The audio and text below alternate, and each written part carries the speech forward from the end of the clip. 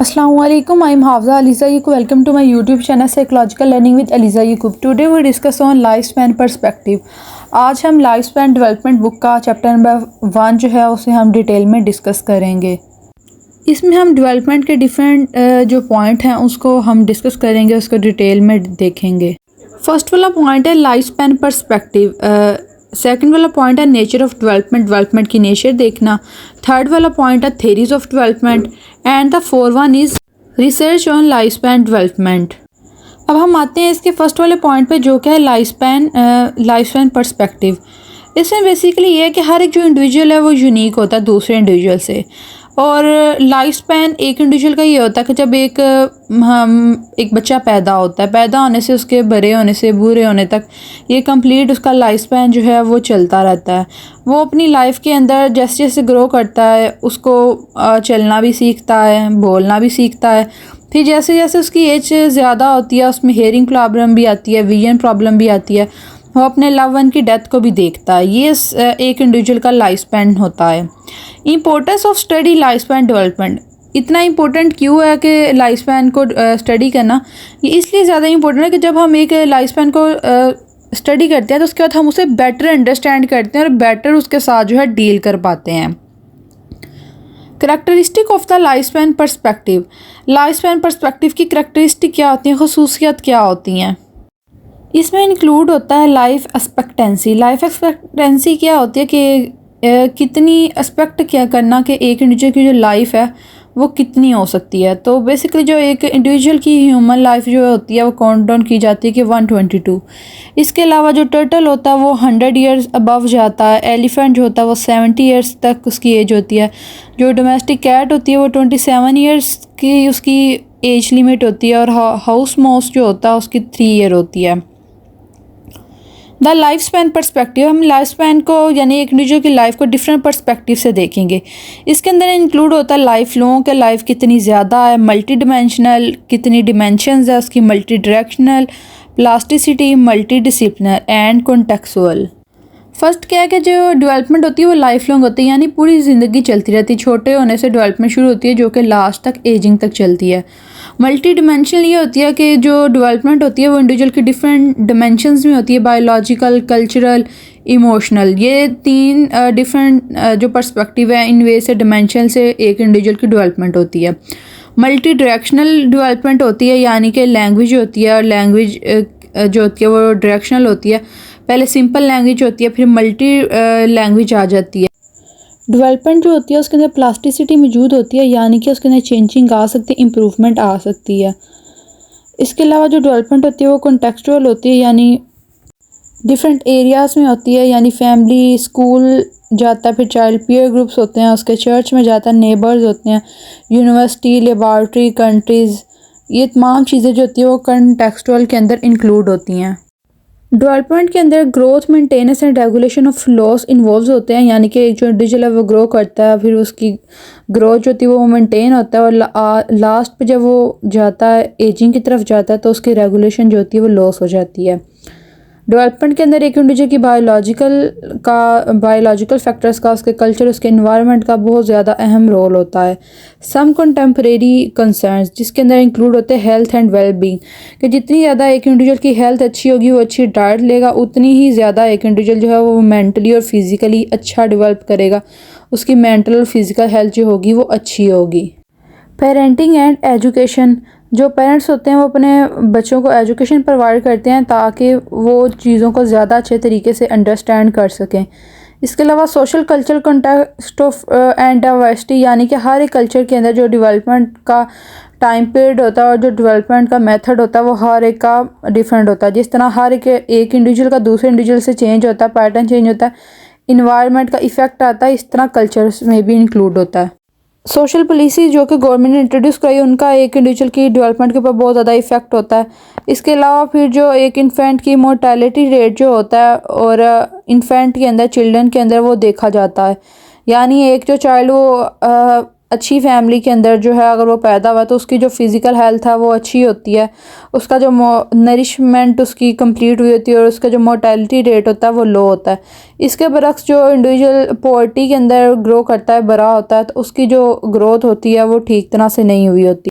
जो child poverty में grow करते हैं उनके जो पेरेंट्स होते हैं ज़्यादातर उनके अंदर सेपरेशन हो जाती है, फैमिली जो होती है वो एक्सपोज्ड हो जाती है, वायलेंस होता है, क्राउडिंग होती है और एक्सेसिव नॉइस होता है, बहुत ज़्यादा शोर होता है, पुअर हाउसिंग होती है जिसकी वजह से उनकी जो डेवलपमेंट होती है उसके ऊपर इन इन्वायरमेंटल फैक्टर का बहुत ज़्यादा इफ़ेक्ट आता है। उनकी जो डेवलपमेंट होती है वो ठीक तरह से ग्रो नहीं कर पाते और अडल्ट एज में भी जाकर उनके अंदर अग्रेशन जो है उसके सिम्टम्स आते हैं।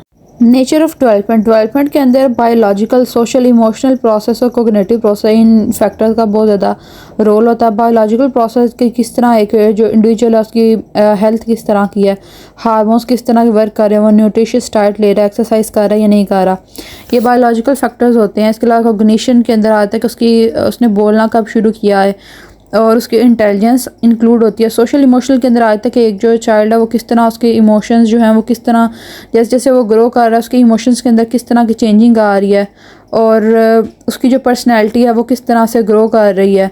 ये इन तीनों फैक्टर्स का जो एक इंडिविजुअल होता है उसकी डेवलपमेंट के अंदर बहुत ज़्यादा इंपॉर्टेंट रोल होता है।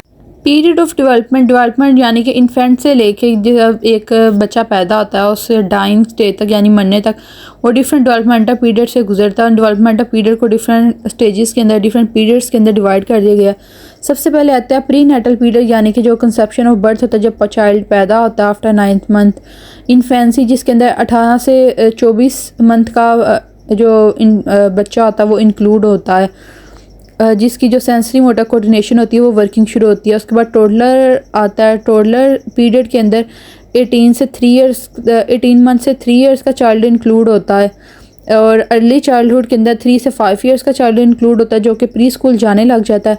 फिर मिडिल एंड लेट अडल्टहुड के अंदर 6 से 11 इयर्स तक का जो चाइल्ड होता है वो इंक्लूड होता है, जो लिखना सीखता है, रीडिंग करना सीखता है और अरिथमेटिक यानी डिवीजन प्लस वगैरह करना सीखता है। एडोलेसेंस जो पीरियड होता है उसमें 21 इयर्स तक का जो इंडिविजुअल होता है वो इंक्लूड होता है, जिसके अंदर उसके हार्मोन्स जो होती हैं, हार्मोन्स के अंदर चेंजिंग आती है। और अर्ली अडल्टहुड के अंदर जो एक इंडिविजुअल है वो अपना मेयर जो होता है उसे सिलेक्ट करता है। मिडिल अडल्टहुड जो है 60 इयर्स तक के इन्वॉल्व होते हैं, उसके अंदर इंडिविजुअल जो कि सोशल इन्वॉल्वमेंट, सोसाइटी के अंदर अपना अहम रोल प्ले करते हैं और रिस्पॉन्सिबिलिटी समझते हैं सोसाइटी वेलफेयर के वर्क करना। लेट अडल्टहुड के अंदर जो 60 से 70 इयर्स के इंडिविजुअल इंक्लूड होते हैं, जो कि फैमिली के ऊपर जो है वो ज़्यादा अटेंशन दे रहे होते हैं और वो ग्रैंड पेरेंट्स बन जाते हैं, अपने बच्चों की तरबियत करते हैं। और उसके बाद जो ओल्डेस्ट अडल्ट आता है जो कि 85 इयर्स तक के होते हैं और उसके बाद जो होती है वो डाइंग स्टेज आ जाती है। ये डिफरेंट पीरियड होते हैं डेवलपमेंट के कि किस तरह एक जो इन्फेंट है वो पैदा होता है और पैदा होने से वो डाइंग स्टेज तक कैसे जाता है और अंदर उन स्टेजेस के वो क्या क्या सीखता है। इस कंप्लीट डेवलपमेंट को 4 एजेस के अंदर जो है वो डिवाइड किया गया। फर्स्ट स्टेज होती है जिसके अंदर चाइल्डहुड से एडोलेसेंस के अंदर जाता है चाइल्ड। सेकंड स्टेज के अंदर अडल्टहुड आती है स्टेज। थर्ड एज के अंदर जो है वो 80 इयर्स तक का इंडिविजुअल आता है और फोर्थ एज वो होती है जिसके अंदर जो इंडिविजुअल होते हैं जो ओल्डर होते हैं, जो 80 ईयर्स से अबव होते हैं। अब ज़्यादातर इस तरह होता है कि जब वो इंडिविजुअल अपनी हेल्दी डाइट लेता है, एक्सरसाइज वगैरह करता है, तो वो ज़्यादा लेट जो होता है वो अपनी ओल्ड होता है और डेइंग स्टेज की तरफ जाता है।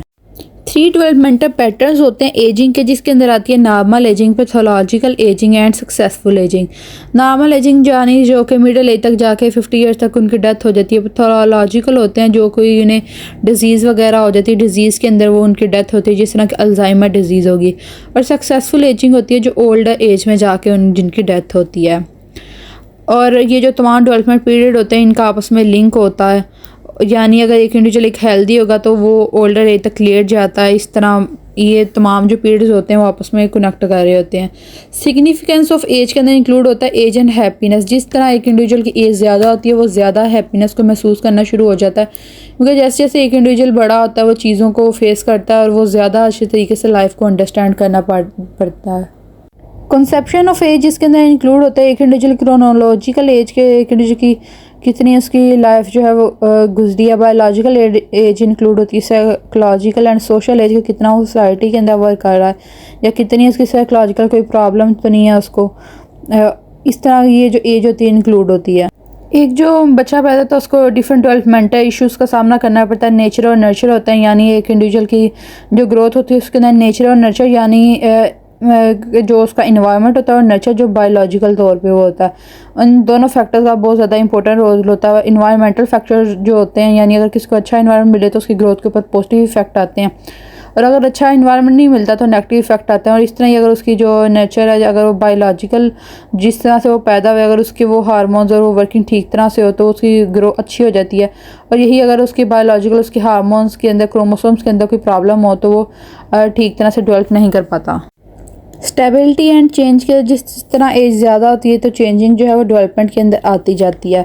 कॉन्टीन्यूटी एंड डिसकॉन्टीन्यूटी के जब सबसे पहले एक जो होती है वो कोपल खिलती है फ्लावर की, उसके बाद जो एक फ्लावर बनता है। इस तरह ये कॉन्टीन्यूटी जो होती है वो डेवलपमेंट के अंदर भी आती है एक इंडिविजुअल के, कि जिस तरह अगर वो एक इन्फेंट पैदा हुआ तो कंटिन्यू के साथ उसकी जो डेवलपमेंट होती रहती है, तो फिर वो डेवलप करके एडोलेसेंस में जाता है, फिर अडल्टहुड में, और फिर वो ओल्डर स्टेज की तरफ जाता है। अब हम डिस्कस करने लगे हैं डेवलपमेंट की थेरीज, जिसके अंदर जो है वो एक इम्पोर्टेंट रोल जो है वो साइको एनालिटिक थेरी का, जो कि फ्राइड ने पेश की। फ्राइड ने कहा कि जो इंडिविजुअल की जो लाइफ के अंदर, अर्ली लाइफ के अंदर जो उसके साथ एक्सपीरियंस हुए होते हैं उसका उसके यानी उस बाद में उसकी लाइफ के ऊपर जो है उसका बहुत ज़्यादा इफेक्ट आता है। उसने ये 5 स्टेजेस दी थी, ओरल, एनल, फेलिक, लेटेंसी, जेंटल, जिसके अंदर उसने कहा था कि ओरल के अंदर जो चाइल्ड है वो जो है वो माउथ से प्लेयर हासिल करता है, एनल से जो है वो फोकस करता है एनएस के ज़रिए, फेलिक में जो है वो एक चाइल्ड जो होते हैं वो अपने जेंटल्स के फोकस करते हैं और अपना डिफरेंस देखते हैं, जिसके अंदर ओडिपस कम्प्लेक्स और इलेक्ट्रा कम्प्लेक्स इंक्लूड होते हैं। लेटेंसी स्टेज के अंदर एक जो चाइल्ड होता है वो अपनी सारी जो एक्टिविटीज़ अपना जो इंटरेस्ट होता है वो प्ले की तरफ लेके आता है, और दूसरे जेंडर की तरफ उसका इंटरेस्ट होता है, और जेंडर स्टेज के अंदर जो अपनी मेटिंग को पॉसिबल करता है, अपना मेट जो है वो सिलेक्ट करता है। हेरिक्सन ने 8 स्टेजेस दिए हैं डेवलपमेंट के अंदर, जिसके अंदर आती है ट्रस्ट वर्सेस मिसट्रस्ट। के जब एक चाइल्ड होता है, अगर वो उसकी डेवलपमेंट ठीक हुई है फर्स्ट ईयर ऑफ लाइफ के अंदर, अगर उसका एक ट्रस्ट बिल्ड हो जाए अपनी फैमिली के साथ तो वो ठीक रहता है, नहीं तो वो मिसट्रस्ट सिचुएशन के अंदर चला जाता है। ऑटोनॉमी वर्सेस शेम होती है, जिसके अंदर उसकी टॉयलेट ट्रेनिंग इंक्लूड होती है, और जो एक इंडिविजुअल होता है वो इंडिपेंड करना जो होता है शुरू होता है। और इनिशिएटिव वर्सेस गिल्ट होता है, जिसके अंदर एक इंडिविजुअल अपनी लाइफ का एक पर्पस जो होता है उसको फाइंड आउट करता है। इंडस्ट्री वर्सेस इन्फेरिटी है, जो स्कूल ईयर के अंदर एक जो चाइल्ड होता है अपना नाम बनाना चाहता है, अगर नहीं बनता तो इन्फेरिटी की तरफ आ जाता है। आइडेंटिटी वर्सेस रोल कन्फ्यूजन, इसके अंदर या आइडेंटिटी कन्फ्यूजन के अंदर एक जो इंडिविजुअल होता है वो अपने आप को अंडरस्टैंड करता है कि उसकी लाइफ का पर्पस क्या है, ख़ुद को आइडेंटिफाई करने की कोशिश करता है, और अगर वो अपनी लाइफ का पर्पस नहीं फाइंड आउट कर पाता तो वो रोल कन्फ्यूजन में चला जाता है। इंटीमेसी वर्सेस आइसोलेशन के इसके अंदर वो मेट सेलेक्ट करते हैं या रिलेशनशिप में आ जाते हैं, नहीं तो वो क्या था आइसोलेट रहते हैं। जनरेटिविटी वर्सेस स्टैग्नेशन के, अगर एक इंडिविजुअल देखता है कि उसने अपनी लाइफ के अंदर जो है वो कितना पर्पसफुल वर्क किया, वो जनरेशन के अंदर अपनी जो उसकी इंपॉर्टेंट वो चीज़ें होती हैं उसको ट्रांसफ़र करता है, जनरेशन को जो है लर्निंग करवाता है। तो अगर वो ना इस तरह कर सके तो वो स्टैग्नेशन स्टेज की तरफ चला जाता है। इंटेग्रिटी वर्सेस डिसअपीयर के एक इंडिविजुअल देखते हो कि उसने अपनी लाइफ जो है कितनी पर्पसफुल स्पेंड की है, वो इंटेग्रिटी होता है। तो अगर उसको लगता है कि उसने अपनी लाइफ के अंदर कोई भी इंपॉर्टेंट वर्क नहीं किया तो वो डिसअपीयर स्टेज की तरफ चला जाता है। इसके बाद आती है कोग्निटिव थेरी, जो कि पियाजे ने पेश की, जिसके अंदर उसने 4 स्टेजेस दी थी, sensory motor stage, pre operational stage, concrete operational stage and formal operational stage. Sensory stage जो होती है वो उसमें 2 इयर्स तक का चाइल्ड इंक्लूड होता है, जो कि सेंसरी एक्सपीरियंस के ऊपर बेस कर रही होती है। इसके बाद प्री ऑपरेशनल स्टेज आती है, जिसमें 2 से 7 साल का जो चाइल्ड होता है वो इंक्लूड होता है, जिसके अंदर वो ड्राइंग करना सीखता है, इमेज को देखना और वर्ड्स बनाना सीखता है। Concrete operational stage 3rd stage होती है, जिसके अंदर एक जो चाइल्ड होता है, एक जो इंडिविजुअल होता है, वो अलजेब्रिक इक्वेशन को सॉल्व करने लग जाता है, लॉजिक के साथ सोचने लग जाता है।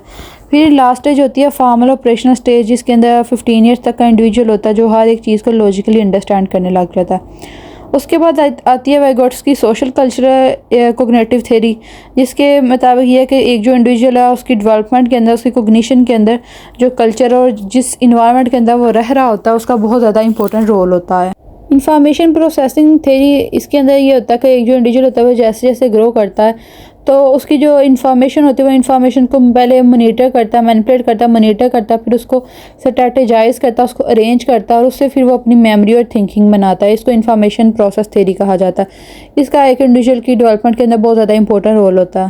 Behaviour and social cognitive theory होती है जिसके अंदर स्किनर की ऑपरेंट कंडीशनिंग आती है कि एक जो चाइल्ड होता है उसको रिवार्ड दे के उसके बिहेवियर को प्रमोट किया जा सकता है, यानी अगर उसको काम करवाया जा सकता है, और अगर वो कुछ गलत अमल करे या बिहेवियर करे तो पनिशमेंट दे के उसका जो बिहेवियर है उसे स्टिंग करवाया जा सकता है। इसके बाद बंडोरा की सोशल कोग्निटिव थ्योरी आती है जिसके मुताबिक जो है एक इंडिविजुअल ऑब्जर्वेशनल लर्निंग करता है, वो चीज़ों को ऑब्जर्व करता है, लोगों को इमिटेट करता है और उससे वो लर्न करता है। ये भी एक डेवलपमेंटल थ्योरी है।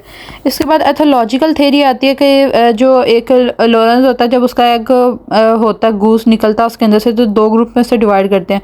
जब अंडा हैच होता है तो उसके बाद वो सबसे पहले जिस मूविंग चीज़ को देखता है उसके वो अपनी मदर समझ लेता है। तो ये भी एक जो है वो डेवलपमेंटल थ्योरी है। इकोलॉजिकल थ्योरी जिसके अंदर एक इंडिविजुअल का जो होता है रहन सहन इंक्लूड होता है, इसकी डिफरेंट स्टेजेस आती है। माइक्रो सिस्टम के जिसके सेटिंग के अंदर एक इंडिविजुअल रहता है।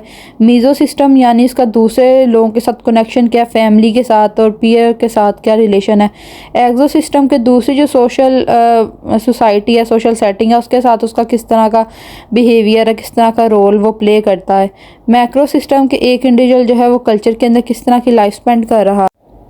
लास्ट स्टेज आती है क्रोनो सिस्टम जिसके अंदर ट्रांजिशन इंक्लूड होती है। फिर आती है इकलेक्टिव थ्योरेटिकल इनक्लेशन, इकलेक्टिव थेरेपी जिसके अंदर के डिफरेंट जो होती हैं ये कोग्निटिव की ये जो डेवलपमेंटल थेरीज होती हैं, ये डिफरेंट थेरीज जो होती हैं ये इंक्लूड होकर बायोलॉजिकल सोशल इमोशनल फैक्टर और कोग्निटिव फैक्टर इंक्लूड होकर एक इंडिविजुअल का जो डेवलपमेंट के अंदर अहम रोल प्ले करते हैं। अब हम इस चैप्टर का फोर्थ पार्ट डिस्कस करने लगे हैं जो कि है research on life span development. इसमें सबसे पहले इंक्लूड होता है मेथड फॉर कलेक्टिंग डाटा, के डाटा को किस तरह से कलेक्ट किया जा सकता है। उसके अंदर आ जाता है ऑब्जर्वेशन के। सबसे पहले हमने एक इंडिविजुअल को ऑब्जर्व करना। ऑब्जर्वेशन जो है वो वैसे भी हो सकती है, आर्टिफिशियल ऑब्जर्वेशन भी हो सकती है और नेचुरलिस्टिक भी हो सकती है, यानी कि एक इंडिविजुअल के बिहेवियर को रिकॉर्ड करना डिफरेंट सेटिंग्स के अंदर। ये जो रिसर्चेज होते हैं डेवलपमेंट के ऊपर, इसके लिए एक इंडिविजुअल की लाइफ से जो है वो डाटा कलेक्ट किया जाता है, ऑब्जर्व किया जाता है और सर्वे किए जाते हैं, इंटरव्यू किए जाते हैं, open ended and close ended interview किए जाते हैं और डाटा कलेक्ट किया जाता है इंडिविजुअल से। स्टैंडर्डाइज्ड टेस्ट अप्लाई किए जाते हैं एक इंडिविजुअल के ऊपर और उनका डिफरेंस फाइंड आउट किया जाता है कि एक इंडिविजुअल की इंटेलिजेंस और दूसरे इंडिविजुअल की इंटेलिजेंस में कितना डिफरेंस है। केस स्टडी होती है जो कि एक सिंगल इंडिविजुअल की होती है। उसके अंदर एक इंडिविजुअल से क्वेश्चन पूछे जाते हैं, उसको ऑब्जर्व किया जाता है, उसके बारे में स्टडी की जाती है।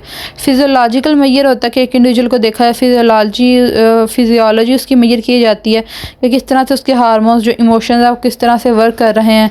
इलेक्ट्रोसेफेलोग्राफी की जाती है जिसके ज़रिए जो है वो उसकी ब्रेन की जो ऑल ओवर एक्टिविटी होती है उसको मेजर किया जाता है। डिफरेंट रिसर्च मेथड जो होते हैं इसके अंदर इंक्लूड होते हैं। डिस्क्रिप्टिव रिसर्च की जाती है जिसके अंदर डाटा कलेक्ट किया जाता है और उसको ऑब्जर्व करके रिकॉर्ड किया जाता है और देखा जाता है कि एक इंडिविजुअल के अंदर कितना एल्टुइज्म है, यानी कितना हेल्पिंग बिहेवियर है, कितना एग्रेशन है।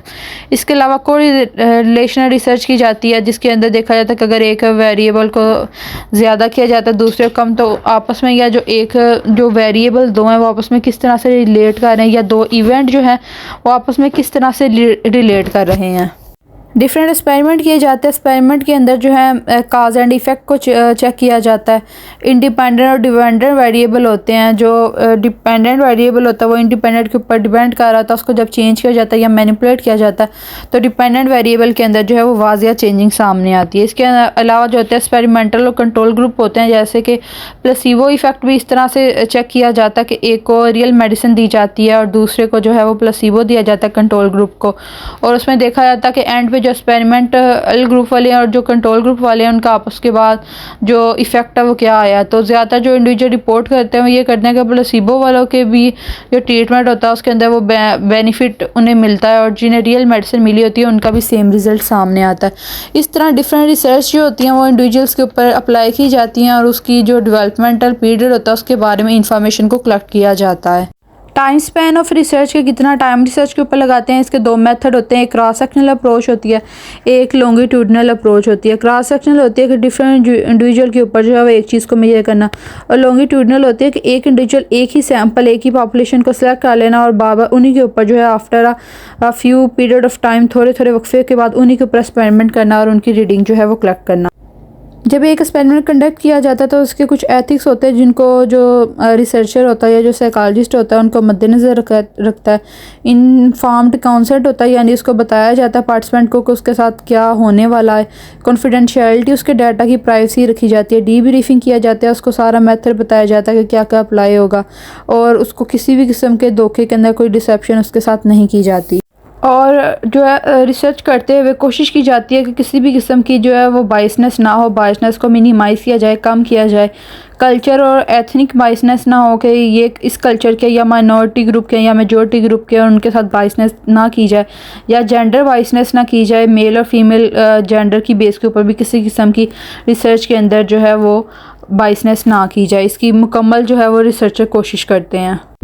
ये थी हमारी आज की वीडियो, जिसके अंदर हमने लाइफ स्पैन डेवलपमेंट का फर्स्ट चैप्टर को डिस्कस किया है, जिसके अंदर हमने नेचर ऑफ डेवलपमेंट को रीड किया है, डिफरेंट पीरियड्स डेवलपमेंट के डिस्कस किए हैं, रिसर्च किस तरह डेवलपमेंट के अंदर की जाती है वो हमने रीडिंग की है, कौन से एथिक्स को मद्देनज़र रखा जाता है, और कौन से जो है वो बायसनेस को मिनिमाइज़ किया जाता है इसके अंदर, और कौन सी जो है थेरीज़ हैं वो इंक्लूड होती हैं डेवलपमेंट के अंदर। आज हमने इसे डिटेल में डिस्कस किया है।